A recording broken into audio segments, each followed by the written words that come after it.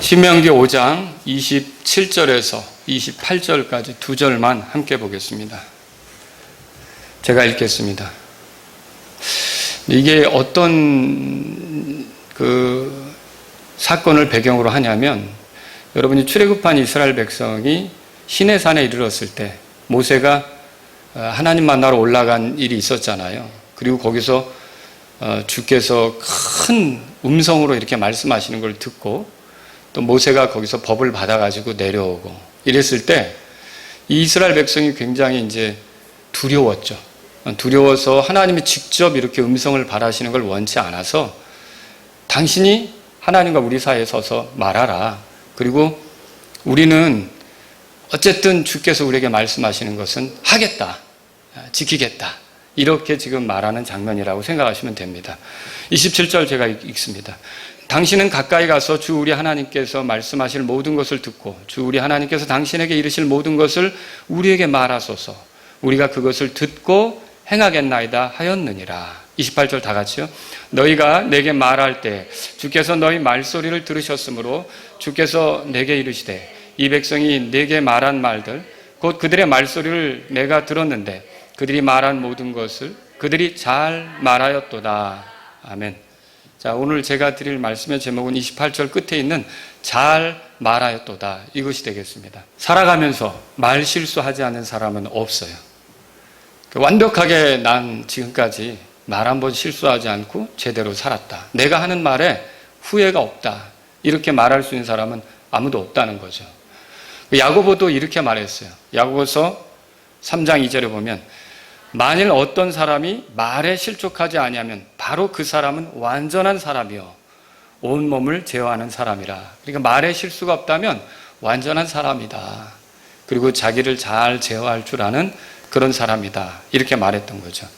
사실 말하는 것을 보면 그 사람의 인격을 알 수 있어요.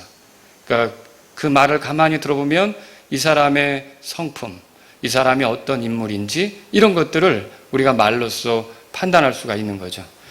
그런데도 불구하고 사람들이 이렇게 가장 생각 없이 하는 게 뭐냐? 말이라는 거죠. 그리고 이것은 그리스도인도 예외가 아닙니다. 이 그리스도인도 어떤 말을 할 때 깊이 생각하지 않고 함부로 툭툭 던지면서 내뱉듯이, 그러니까 충분히 생각하지 않고 이렇게 말하는 경우가 있다는 것이죠. 이 본문에 의하면 우리가 지금 28절 읽었는데 주께서 너희 말소리를 들으셨다 그랬어요. 28절에. 그렇죠? 그리고 주님이 뭐라 그러셨냐면 그들의 말소리를 내가 들었다, 이렇게 말씀하셨어요. 그리고 또 뭐라 그랬냐면 잘 말했다, 이렇게 말씀하시잖아요. 그럼 이건 뭘 보여줍니까? 하나님은 우리 말을 듣고 계시고 판단하신다는 뜻이에요.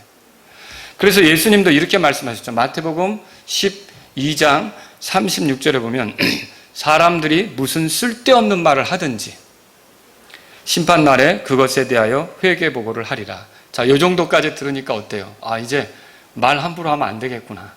내가 하는 말들을 다 주께서 들으시고 심판날에 그것에 대해서 결산하시겠구나. 이런 것들을 우리가 생각해 볼 수 있는 거죠. 그래서 우리가 주님 앞에 이런 회개보고를 해야 된다면 주님이 다시 오시는 것을 기다리는 우리로서, 여러분 그냥 휴거만 무조건 기다릴 게 아니라 우리가 말을 잘하는 사람으로서 살면서 주님을 기다릴 필요가 있다는 거죠. 그리고 이렇게 여러분과 제가 말 잘하는 사람이 될 수 있도록 오늘 이 말씀은 우리에게 도움이 될 거란 말이에요. 그래서 앞으로 내가 말 잘하면서 사는 사람, 그래서 예수님이 다시 오셨을 때 그리스도의 심판석에서 참 너는 말을 참 잘하였다, 오늘 여기 지금 이렇게 이스라엘 백성에게 그들이 말 잘하였도다 이렇게 했잖아요. 그런 것처럼 넌 참 말 잘했다, 이렇게 우리에게 평가하실 수 있도록, 판단하실 수 있도록 그렇게 살아야겠다, 이 마음을 여러분이 가지신다면 오늘 이 말씀을 잘 들으시기 바랍니다. 제가 이 말씀을 통해서 크게 세 가지로 여러분에게 이 말을 잘할 수 있도록 도와드리려고 하는데, 첫째는 뭐냐면 어떻게 말하느냐에 따라 우리의 누리는 거, 잃어버리는 거, 이게 결정이 된다는 거예요. 그러니까 말로써 잃기도 하고 얻기도 한다는 거예요. 여러분 우리 속담에 그런 거 있어요. 말 한마디로 천냥빚을 갚는다. 들어보셨죠? 말 잘해서 비청산 받을 수 있는 거예요. 무거운 짐을 내려놓을 수도 있는 거고요. 또 잠언 18장 21절에 보면 사망과 생명이 혀의 권능에 있나니 이렇게 돼 있어요. 그 말을 어떻게 하느냐에 따라 살기도 하고 죽기도 한다는 거예요. 이 굉장히 그러니까 말이라는 게 얼마나 중요한지 생각해 볼 수 있는 거죠.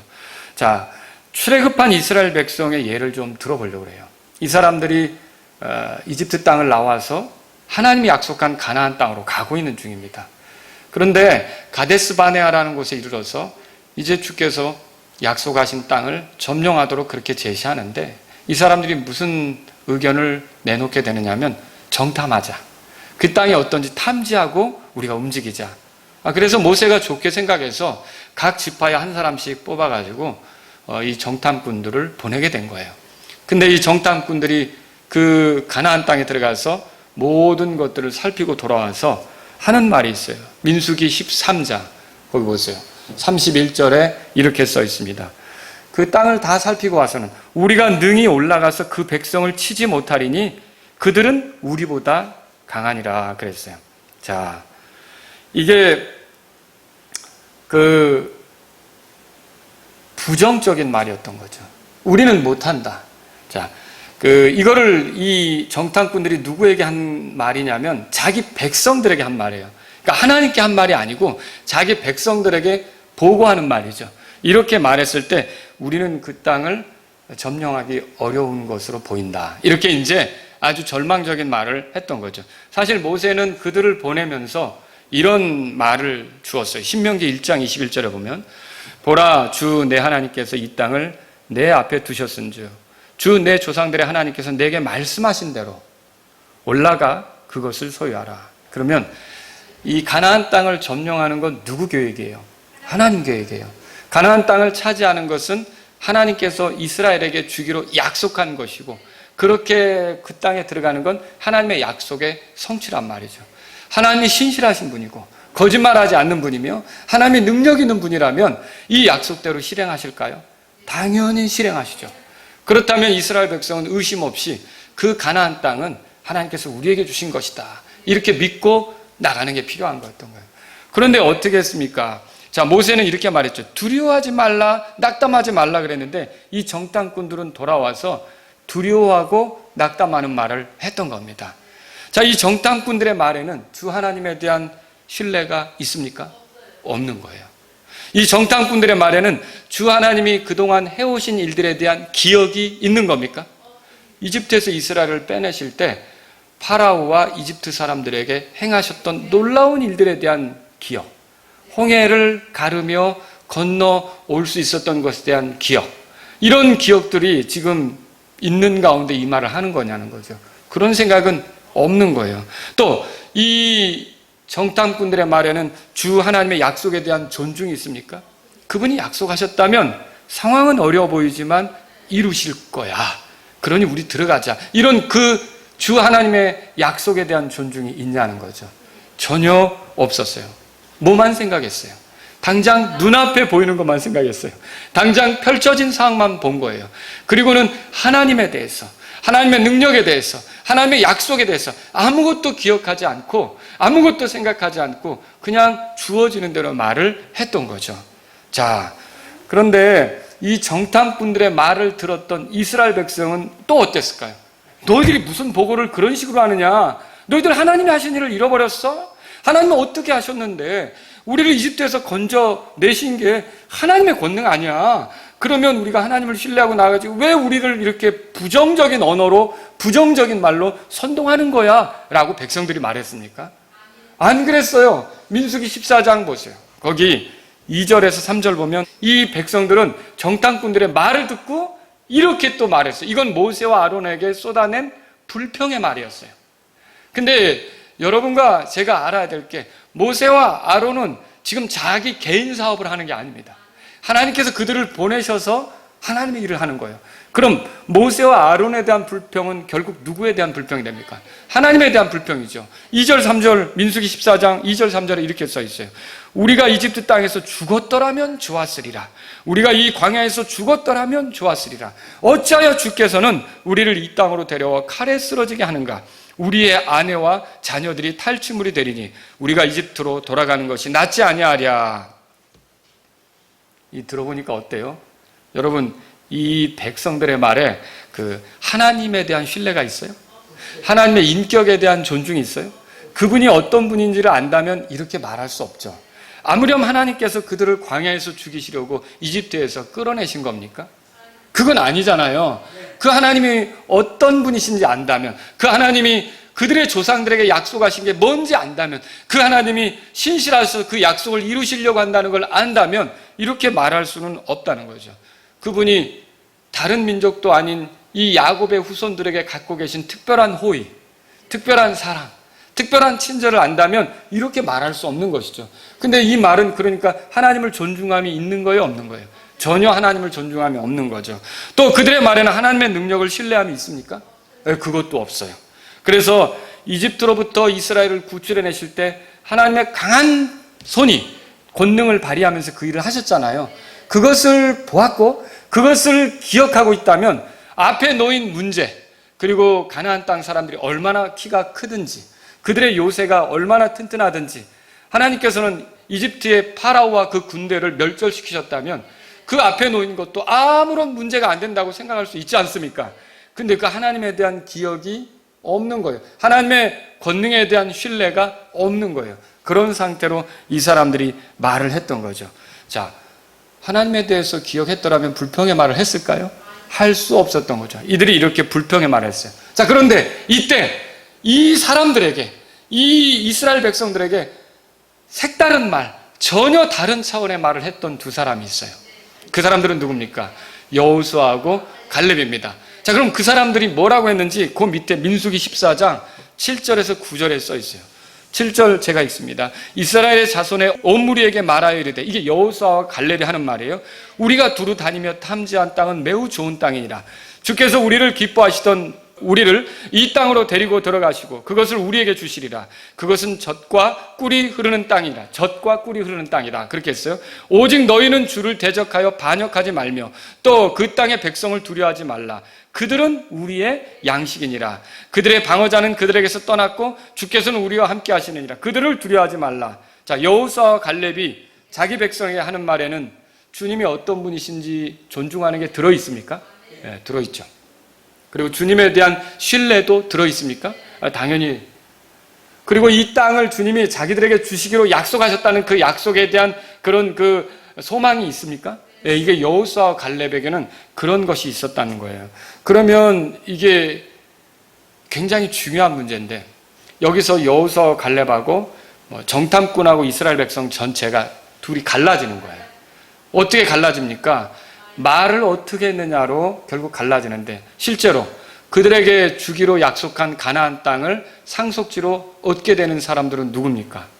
여호수아하고 갈렙이었어요. 그리고 나머지 사람들은 어떻게 됐어요?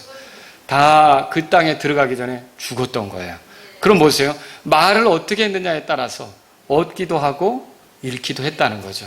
여러분, 이렇게 본다면 말을 함부로 해서 되겠습니까? 아니라는 거죠. 굉장히 우리 그리스도인들은 다른 사람에게 하는 말도, 이게 제가 기도에 대해서 얘기하는 게 아니에요. 기도도 잘해야죠. 하나님께 드리는데 건방지게 말하면 안 되잖아요. 하나님께 드리는 말인데 우리가 함부로 나오는 대로 내뱉으면 안 되잖아요. 그 기도도 잘해야죠. 그런데 우리 그리스도인은 기도만 신경 쓸 게 아니라 또 다른 사람에게 하는 말도 잘해야 된다는 것을 알 필요가 있다는 거죠.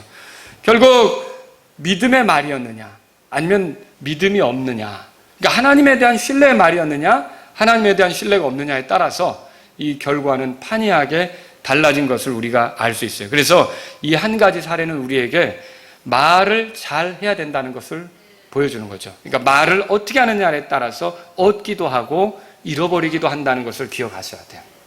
아시겠죠? 두 번째로 드리신 말씀은 이겁니다. 그러면 여러분에게 말을 잘하도록 이렇게 말씀을 드리는데, 두 번째로 드리고 싶은 말씀이 이거예요. 하나님께서는 믿음의 말을 기뻐하신다는 거예요. 그러니까 믿음을 가지고 하는 말을 매우 기뻐하신다는 거죠. 여러분, 예수님께서 예루살렘에 올라오셨을 때 이제 얼마 안 있으면 돌아가시려고 하는데 무화과 나무에서 뭔가를 얻을까 해가지고 다가갔지만 잎사귀에는 아무것도 없는 걸 보시고 말라 비틀어지게 한 사건이 있었어요.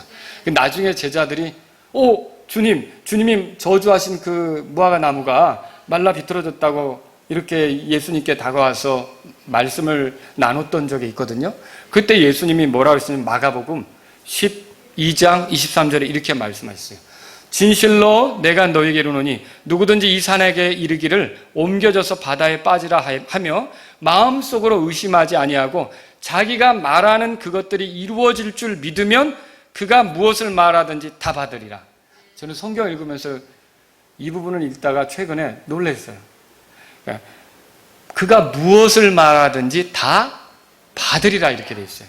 그러니까 이 말은 쉽게 말하면 그의 말대로 된다는 거예요. 그러니까 이게 얼마나 놀라운 얘기입니까? 정말 이게 말하는 대로 된다? 이렇게 볼 때 우리가 여기서 또 한 번 생각하는 게 뭐냐면 말 조심해야 되는 거구나. 말을 굉장히 신중하게 해야 되는구나. 이걸 생각해 볼 필요가 있는 거죠. 제가 이걸 통해서 그러면 이제부터 다니면서 뭐 대구서 무슨 말하고 막 이렇게 뭐 저 차에 타이어에 빵꾸가 나라 뭐 이렇게 뭐 나 속삭이는 운전수 뭐 이렇게 하면서 그런 말을 하라는 얘기가 아니에요. 제가 이 말씀을 드리는 것은 여러분 말에는 위력이 있다는 것을 말씀드리고 싶은 거예요. 말에는 힘이 있다는 말씀을 드리고 싶은 거예요. 그러니까 말하는 대로 된다. 그 욥기 보세요. 욥기 보면 이런 말이 있어요. 제가 욥기 6장 25절을 찾아서 보여드리는데 바른 말들은 참으로 얼마나 위력이 있는가. 이게 욥이 한 말이에요.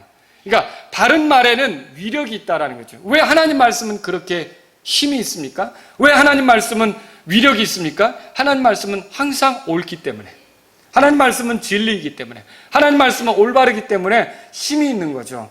그래서 여러분과 저는요 이렇게 올바른 말을 하려고 하는 거, 그게 힘 있는 말이에요.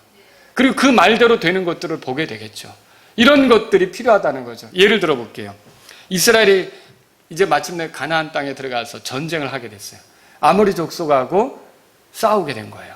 그런데 여호수아가 군대를 이끌고 전쟁을 하는데 오늘 안에 싸움을 끝냈으면 좋겠는데 쉽게 싸움이 안 되고 이제 다음 날로 넘어갈 판이에요. 그때 여호수아기 10장 12절에 보면 여호수아가 뭐라 그러냐. 해야 너는 기본 위에 멈추어 서라. 달아 너도 아얄란 골짜기에서 그리할지어다. 이렇게 했어요. 해를 향해서 말한 거예요. 너 멈추어 서라. 달아 너 멈추어 서라. 이렇게 얘기한 거죠. 그런데 어떤 일이 벌어졌어요? 13절 제가 써놓은 거 같이 읽어볼까요? 시작. 해가 멈추어 서고 달이 멈추어서 마침내 백성이 자기 원수들에게 원수를 갚으니라. 여러분 여호수아는 전쟁 중에 당당하게 말했어요. 이거 어떻게 하지?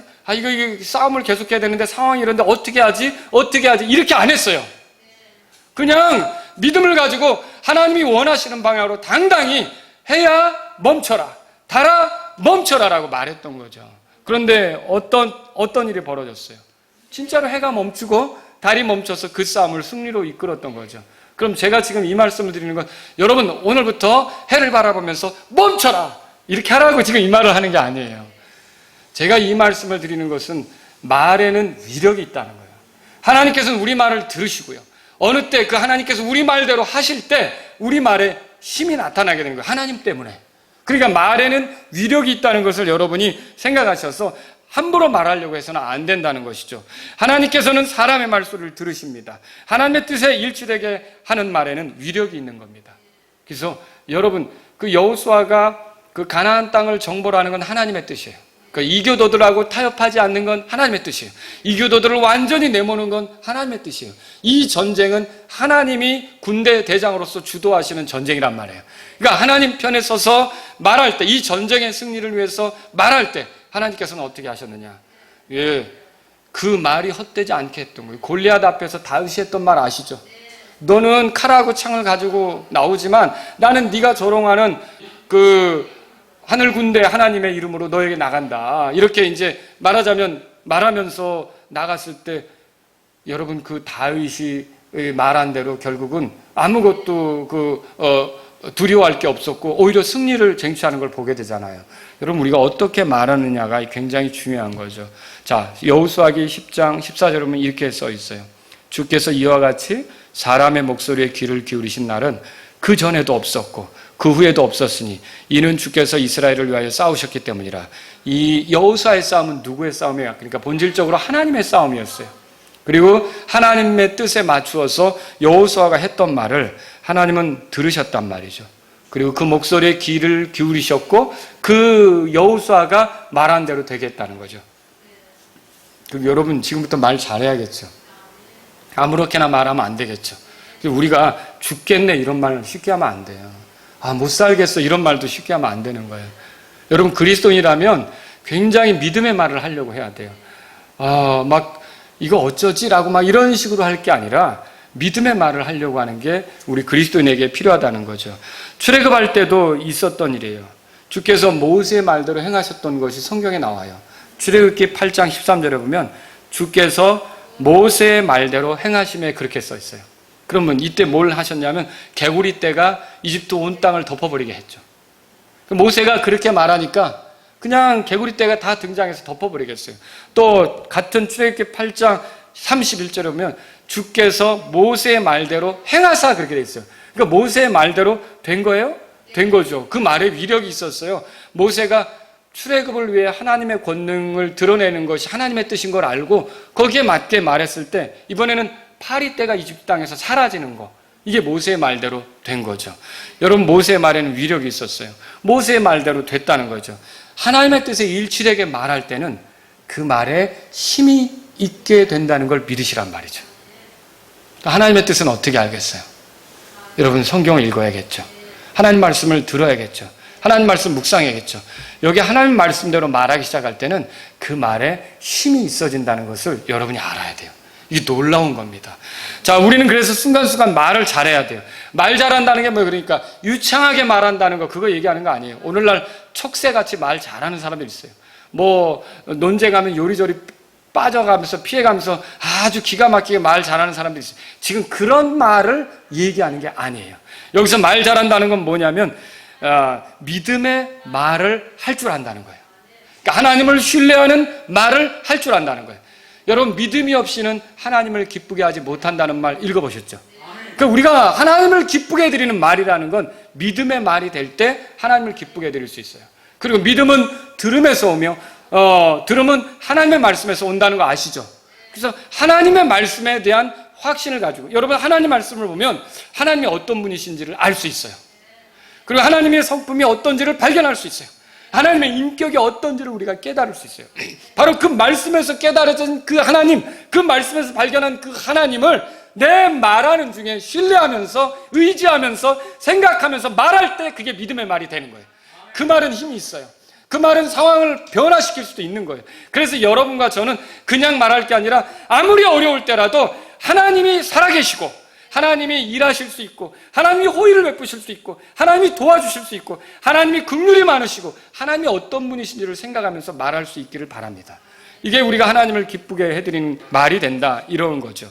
누구에게 말하든 하나님을 신뢰하는 사람으로서 말하는 것이 여러분 하나님 기뻐하시는 거예요. 오늘날 같이 그리스도인이다 이렇게 표방하는 게 좀 힘들어졌어요. 왜냐하면 뭐 맘카페나 이런 데 보면 댓글이 달리는데 뭐 아주 그리스도인들을 굉장히 집단 이기주의에 쌓인 사람들로 생각하는 거예요. 그리고 그리스도인의 이런 어떤 그 이름값이 이렇게 떨어진 시절이 있을까? 이 코로나 때문에. 물론 방역에 뭐 이렇게 조금 어려움이 있어서 제대로 못한 그런 경우도 있겠지만 그렇다고 해서 이 전체 그리스도인들이 모든 책임을 지고 있느냐 이렇게 몰고 있는 이런 언론과 사람들의 그런 어떤 그 SNS 댓글 같은 거 이런 형태를 볼 때 근데 여러분 창피하고 뭐 이렇게 한다고 해서 여러분 우리가 우리 스스로가 그리스도인인 정체를 잃어버리면 안 됩니다. 이럴 때일수록 더 우리 자신이 그리스도인인 걸 말하세요. 우리가 그리스도인인 걸 더 분명히 해야 되는 거예요.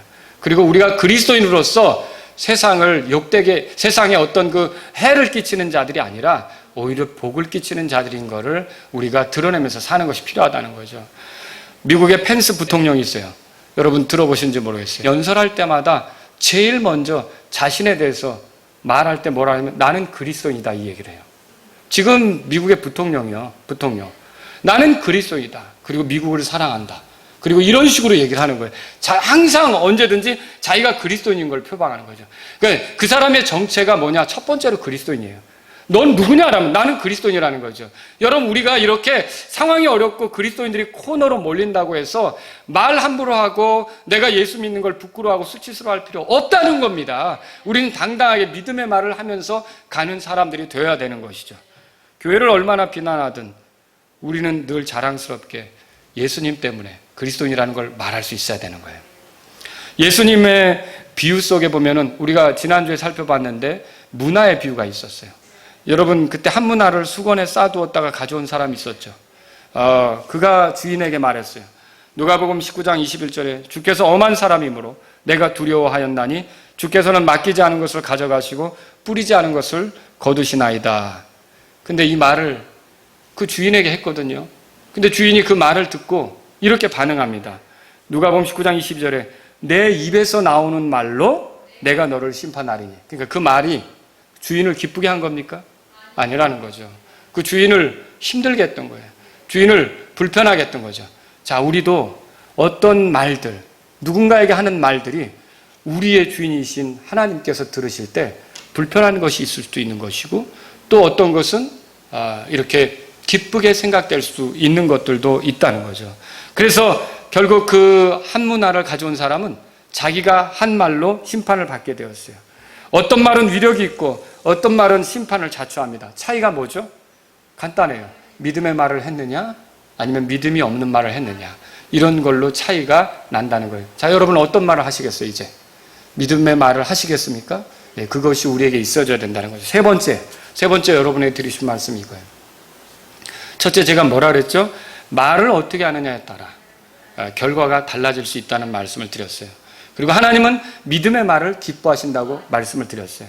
이제 세 번째로 여러분에게 드리신 말은요, 하나님께서 우리 말을 들으신다는 거예요. 하나님께서 우리 말을 들으시는 거예요. 하나님의 청력이 대단하십니다. 나이 들면 우리는 보청기를 껴야 할 수도 있어요.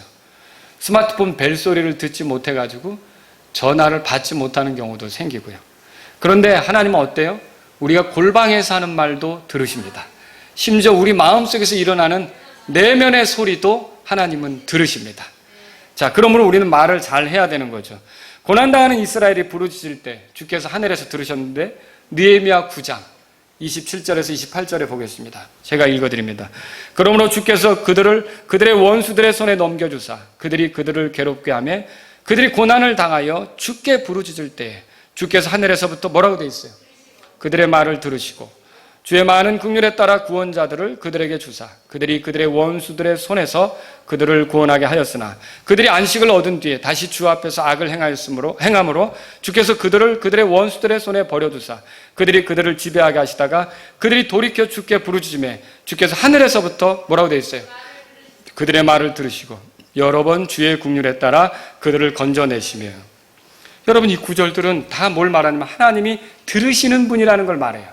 그러니까 하나님이 귀가 먹지 않았다고 말하고 있어요. 그러니까 우리가 성도들이 어떻게 말하는지 관심을 갖고 들으시는 분이 하나님이시라는 거죠. 이걸 알았던 다윗은 자기 시편에 이런 고백들을 많이 했어요. 예를 들어서 시편 20편 1절에 고난날에 주께서 내 말을 들으시고, 시편 34편 4절입니다. 여기 그러면 내가 주를 찾음에 그분께서 내 말을 들으시고, 또 시편 34편 6절입니다. 이 가엾은 자가 부르짖으며 주께서 그의 말을 들으시고. 자, 이 구절들이 다 뭘 말합니까? 하나님께서 들으시는 분이시다. 하나님께서 들으시는 분이시다. 여러분, 하나님의 귀는 먹지 않았습니다. 그러므로 내가 하는 말들을 하나님은 어떨까요? 들으신단 말이에요. 도청장치 없어도 하나님 다 들으신단 말이에요. 그래서 시편 139편에 보면 이렇게 써 있죠. 보소서, 오 주여, 내 혀의 말 중에서 주께서 알지 못하는 것이 단 하나도 없나이다. 자, 말 잘한다는 것은 이렇게 들으시는 하나님께 기쁨이 되도록, 하나님이 기뻐하시도록 그렇게 말하는 게 말 잘하는 거예요. 그리고 이렇게 기뻐하는 말은 믿음으로, 주님에 대한 신뢰로, 주님에 대한 인정으로 이렇게 하는 말, 이게 하나님이 기뻐하는 말이라는 것을 기억하시기 바랍니다. 주께서는 기도 때만이 아니라 누군가 말을 할 때도 믿음의 말을 하기를 원하시는 거예요. 나 혼자 말을 할 때에도 믿음의 말을 하기를 원하시는 거예요. 내 속에 무슨 말을 품을 때에도 믿음의 말을 하기를 원하시는 거죠. 모든 상황에서 우리가 어떻게 말하는지 주님은 들으신단 말이에요. 주께서 기뻐하시지 않는 말도 있죠. 거짓말. 그죠? 그 다음에 형제들 가운데 불화를 뿌리는 말. 이런 거 주님이 기뻐하시지 않습니다. 사실과 상관없이 누군가를 끌어내릴 목적으로 하는 말. 또 나를 더 돋보이기 위해서 이렇게 하는 그런 목적으로 하는 말, 이런 것들 주님은 기뻐하시지 않습니다. 그래서 그런 걸로 비방하는 거 주님은 기뻐하시지 않습니다. 잠언 6장 16절 19절에 보세요. 주께서 이 6가지를 미워하시며 참으로 7가지가 그분께 가증한 것이니 곧 교만한 눈빛과 거짓된 혀와, 하나님이 싫어하는 게 거짓된 혀래요. 이 거짓말을 하나님이 싫어하는 거죠. 무지한 피를 흘리는 손과 사악한 상상의 꾀를 꾸미는 마음과 신속히 해악으로 치닫는 발과 거짓들을 말하는 거짓 증인과, 하나님 거짓말을 싫어한다는 걸 거듭 말씀하고 계세요. 또한 형제들 가운데 불화를 뿌리는 자, 이렇게 이간질하러 다니고 이렇게 형제와 형제 사이에 이렇게 갈등이 생기도록 그렇게 비방하고 다니고, 여기 가서 이렇게 이 사람 나쁜 말하고 저기 가서 이 사람 나쁜 말하고 서로 등지게 만들고, 하나님 이런 말 굉장히 싫어한다는 거죠. 그게 주의 눈앞에 가증하다는 거예요. 그래서 베드로는 베드로전서 2장 1절에 이렇게 썼어요. 뭐라 그랬습니까? 그러므로 모든 악의와 모든 교활함과 위선과 시기와 모든 비방하는 말을 어떻게 하라고요? 버리라. 그렇게 돼 있어요. 모든 비방하는 말을 버리라. 잠언을 읽어보십시오. 잠언은 가만히 보면 말에 대해서 자주 말하거든요.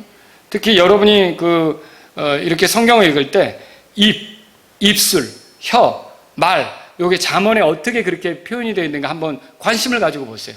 말에 내가 어떤 말을 해야 될지, 말을 잘하기를 원하면 잠언을 읽어가면서 그 줄을 그어가면서 입술, 혀, 말, 이런 것이 나올 때 표해가면서 읽으라는 거죠. 예를 들면 잠언 10장 30절에 의인의 입은 지혜를 내놓고 비뚤어진 혀는 끊어진다, 이렇게 돼 있어요.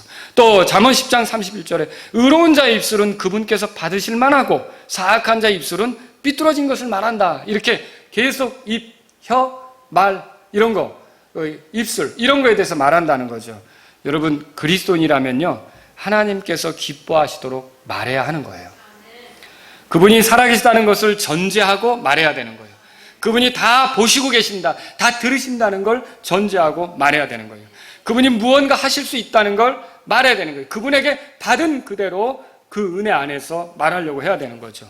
그래서 그분이 무언가 하실 수 있다는 믿음으로 말하고, 또 주님을 생각하면서 이전에 나를 도우셨던 주님, 그런 주님에 대한 기억, 이런 주님이 어떠한 분인지를 아는 것에 기초해서 말하는 것이 우리 그리스도인의 말이 돼야 된다는 거죠. 하나님께만이 아니라 다른 사람에게 말할 때도 그런 식으로 말해야 된다는 것을 여러분과 제가 기억해야 되는 거예요. 오늘 우리가 이 본문에서 발견할 수 있는 몇 가지가 뭐냐면, 첫째는 주께서 우리가 사람들에게 하는 말을 들으신다는 거예요. 그리고 판단하신다는 거예요. 그리고 그 말에 따라 결과를 이렇게도 누리게 하고 저렇게도 누리게 하신다는 거예요. 그러니 우리가 얼마나 말을 잘해야겠어요. 신명기 5장 28절 오늘 본문 말씀이에요. 너희가 내게 말할 때 주께서 너희 말소리를 들으셨으므로 주께서 내게 이르시되, 이 백성이 내게 말한 말들, 그러니까 이 백성이 하나님께 말한 게 아니라 이 백성이 모세에게 한 말을 들었다는 거예요. 그러니까 사람 간에 하는 말도 하나님이 어떻게 하는 거예요? 들으신다는 말이에요. 그들의 말소리를 내가 들었는데 그들이 말한 모든 것을 그들이 잘 말하였도다. 뭐라 그랬냐면, 우리가 하나님 뜻대로 살겠습니다, 이렇게 말했는데 그걸 하나님이 잘 말했다, 이렇게 인정하신 거죠. 그리고 그렇게 말한 대로 순종하면서 간다면 어떻게 되겠어요? 주님이 주시는 복을 누리겠죠. 좋은 결과를 누리겠죠. 이걸 이 말씀을 통해서 보게 되는 거예요. 자, 이제 이 말씀을 마치기 전에 믿음의 말은 어떻게 표현되는지 여러분에게 말씀드리고 끝내겠습니다. 첫 번째로 믿음의 말은 주를 찬양하는 말입니다. 자, 시편 35편 28절에 이렇게 써 있어요. 그리하시면 내 혀가 주의 의를 말하며 종일토록 주를 찬양하는 말을 하리이다. 그러니까 찬송가 부르는 노래로만 이게 아니라, 찬양이라는 건 뭐냐면, 여러분, 찬양이라는 건 잘했다라고 이렇게 칭찬하고 높이는 거, 이걸 찬양이라고 하는 거예요. 이게 노래로만 나오는 게 아니고 말로써도 나오는 거예요. 여러분, 우리가 어려운 궁지에 처했지만 우리 하나님께서는 살아계셔. 이것도 찬양이에요. 우리 하나님께서는 다 알고 계시지. 이거 찬양이에요. 우리 하나님께서는 신실하시지. 이것도 찬양이에요. 우리 하나님은 실수가 없으셔. 이거 찬양이에요. 나는 몰라도 하나님이 무슨 뜻이 있으셔서 이런 일들이 일어났겠지. 이것이 찬양이에요. 하나님은 이런 과정을 통해 나를 더 하나님께 이끄시는 것 같아. 이게 찬양이에요. 그러니까 우리는 이제 이 믿음의 말이 뭐냐 하면은 하나님을 찬양하고 하나님을 높이는 말이라는 걸 알 필요가 있다는 것이죠. 그래서 주를 찬양하는 말을 하는 것이 믿음의 말이다. 여러분 어때요? 그래서 불평하는 말, 낙담하는 말, 아주 그냥 이렇게 그 절망하는 말, 원망하는 말, 이런 것 대신 이런 말들은 싹 치워버리고 이제 주님을 찬양하는 말로 여러분이 믿음의 말을 가지실 수 있기를 바랍니다. 이게 주님이 기뻐하시는 거라는 거죠. 두 번째로 드리신 말은요, 믿음의 말은 감사하는 말입니다. 감사하는 말. 그 에베소 5장 4절을 보세요. 또한 추잡한 것이나 어리석은 이야기나 희롱의 말도 적합하지 아니하니 하지 말고 오히려 뭐라고 돼 있어요? 감사하는 말을 하라 그랬어요. 감사하는 말을 하라. 여러분 항상 기뻐하는 것, 쉬지 말고 기도하는 것, 모든 일에 감사하는 것이 그리스도 예수님 안에서 우리를 향한 하나님의 뜻이라는 걸 알고 계시죠? 그리고 야고보서 1장에 보면 이런 말이 있어요. 2절에 여러 가지 시험에 빠질 때에도 그것을 다 기쁨으로 여기라. 그렇게 돼 있어요. 또 베드로는 이렇게 말했어요. 베드로전서 4장 12절 13절에서 불같은 시련을 당할 때에도 그리스도의 고난에 참여하는 자가 되었으니 기뻐하라. 이렇게 돼 있어요. 그러니까 어려움을 만났다고 힘든 일을 만났다고 막 불평하고 원망하고 짜증내고 이렇게 하는 것은 하나님이 기뻐하는 게 아니라는 거죠. 하나님은 그 순간에도 우리가 감사로 나아가기를 원하세요. 여러분 이 감사가 뭡니까? 감사는 하나님의 선하심을 안다는 뜻이에요. 하나님이 선하시기 때문에 모든 것이 합력하여 선을 이루며 하나님께 영광이 되도록 인도하신다는 걸 아는 거죠. 감사는 또 하나님께서 실수하지 않는다는 것을 믿는 거예요. 그렇지 않습니까? 하나님이 어떻게 할지를 아는 거. 그러니까 사실 아이들에게 밥을 주려고 하는데 막 빨리 안 준다고 보채요. 엄마는 뜨거워서 식히고 있는데 막 우는 거예요. 빨리 달라고. 근데 애가 보챈다고 해서 당장 두면 혓바닥 다 튀겠죠. 그래서 어떻게 하는 거야? 엄마는 좀 기다리면서 밥을 시킨단 말이에요. 자, 근데 이 아이가 만약에 생각이 있다면 어땠을까요? 우리 엄마가 뭔가 뜻이 있어서 저러고 있는가 보다. 근데 우리는 아이 같을 때가 있다는 거죠. 아이 같을 때가 있어요.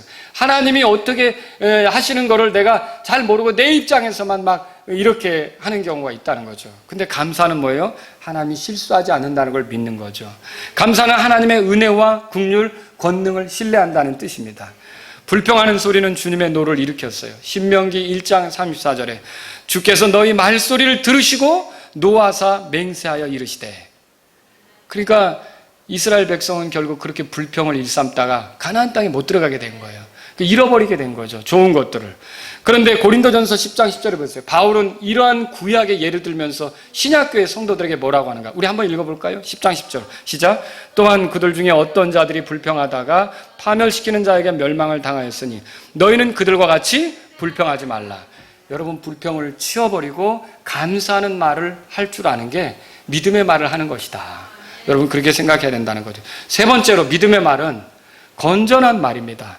자, 디도서 2장 8절에 보세요. 비난받을 수 없는 건전한 말을 하라.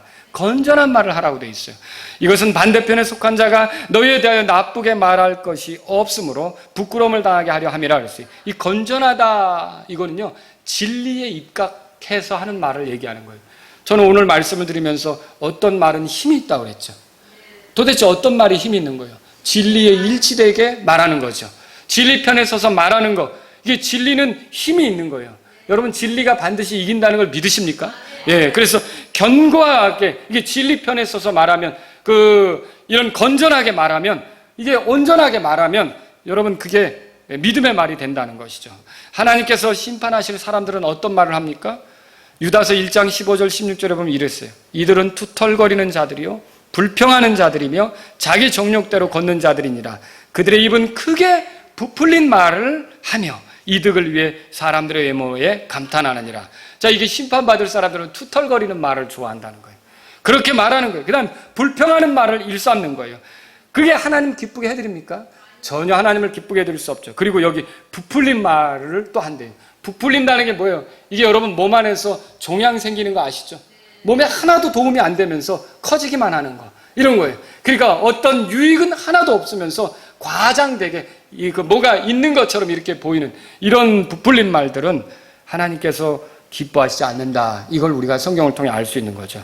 한나는 이렇게 언급했습니다. 사무엘기상 2장 3절에 다시는 그토록 심히 교만하게 말하지 말며 오만한 말을 너 입에서 내지 말지어다. 주께서는 지식의 하나님이시므로 친히 사람의 행동을 달아보시는도다. 자, 오늘 제가 설교한 목표는 이것입니다. 이 말씀을 들으시고 그리스도인인 내가, 이 새로운 피조물이 된 내가, 예수님 피로 죄들의 용서를 받고 거룩하게 살아가는 성도로 부름받은 내가, 이제 예수님이 오시는 것을 기다리는 내가 주님을 기다리며 산다면 앞으로는 함부로 말하면서 살면 안 되겠구나. 이걸 여러분이 깨달았다면 오늘 말씀을 잘 들으신 거예요. 내 말을 하나님이 들으시는구나. 기도뿐만 아니라 일상의 대화도 하나님이 들으시는구나. 내가 내 아내에게 하는 말도 듣고 내 아들, 딸들에게 하는 말도 듣고 내 주변의 이웃들에게 하는 말도 하나님이 들으시는구나. 그리고 내가 믿음의 말을 할 때는 그 말에 힘이 생기는구나. 그러나 믿음의 말을 하지 못하면 내가 중요한 것들을 놓칠 수도 있겠구나. 그리고 내가 하나님을 기쁘게 해드리는 말을 한다면 하나님께서 뭔가를 누리게 이렇게 하실 수도 있겠구나. 그래서 어떻게 말해야 하는가? 앞으로는 내가 믿음의 말을 해야겠다. 이렇게 건전한 말을 하고 감사하는 말을 하고 주님을 찬양하는 말을 하면서 믿음의 말로 내가 주님을 기다리는 삶을 살아야겠다. 여러분 예수님 기다리십니까? 그럼 우리가 어떤 말을 하면서 기다려야 할지 오늘 좀 생각해 보시기 바랍니다. 믿음으로 산다는 건 이렇게 아무렇게나 말하는 게 아닙니다. 하나님께 드리는 기도뿐만 아니라 누군가 나누는 대화도 하나님이 듣고 계신다. 하나님이 이 말을 통해 주님을 높여드리는 것을 원하신다. 이 말을 통해 주님에 대한 신뢰를 드러내는 걸 원하신다. 이 말을 통해 주님의 어떠하심을 자꾸 표현하는 걸 원하신다. 여러분 믿음의 말을 할 수 있기를 주의 이름으로 바랍니다. 우리 다 같이 기도하겠습니다. 오늘 이 말씀을 들으신 여러분 가운데 하나님, 제가 구원받고 예수님 오시는 거 기다리고 있는 사람인데 주님이 오시면 내 말에 대해서 내 말이 어떠했는지 회개보고하고 결산한다고 했는데 내가 그동안 말이 함부로 나온 게 많습니다. 생각 없이 나온 게 많습니다. 잘못한 것이 많습니다. 주님, 내가 앞으로 믿음의 말을 하기를 원합니다. 이런 마음이 있다면 기도하십시오. 주님, 제가 찬양하는 말을 하고요, 감사하는 말을 하고요, 건전한 말을 해서 주님께 영광을 돌리기를 원합니다. 이런 분이 있다면 이 시간 기도하십시오. 그리고 내 말이 하나님께 영광이 되고 하나님께 기쁨이 되기를 원합니다. 이런 분이 있다면 이 시간 주님께 기도하십시오. 내가 불평과 원망과 감사치 않은 말들은 이제 다 치워버리겠습니다. 주님 앞에 위력 있는 말, 힘 있는 말을 하며 살 수 있도록 저를 도와주십시오. 이런 마음이 있다면 주님께 기도하십시오.